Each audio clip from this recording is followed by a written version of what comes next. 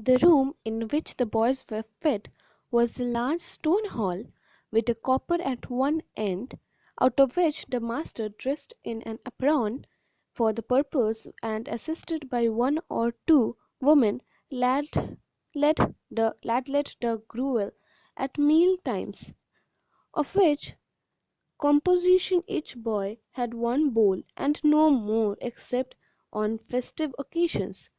And then he had out 2 ounces and a quarter of bread besides. The bowls never wanted washing. The boys polished them with their spoons till they shone again. And when they had performed this operation, which never took long, the spoons being neatly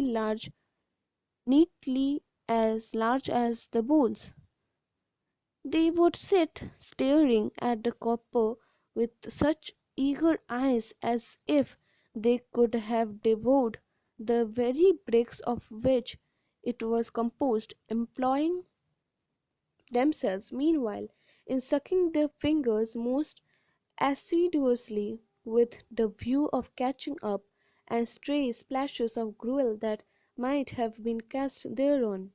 Boys have generally excellent appetites. Oliver Twist and his companions suffered the tortures of slow starvation for 3 months. At last they got so voracious and wild with hunger that one boy who was tall for his age and hadn't been used to that sort of thing, for his father had kept a small cookshop, hinted darkly to his companions that unless he had another basin of gruel, he was afraid he might some night happen to eat the boy who slept next to him, who happened to be a weakly youth of tender age. He had a wild, hungry eye, and they implicitly believed him. A council was held. Lots were cast who should walk up to the master after supper that evening and ask for more, and it fell to Oliver Twist. The evening arrived, the boys took their places, the master in his cook's uniform stationed himself at the copper, his assistants ranked themselves behind him, the gruel was served out, and a long grace was said over the short commons.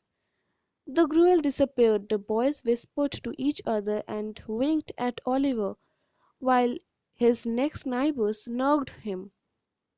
Child as he was disappeared with hunger and reckless or with misery.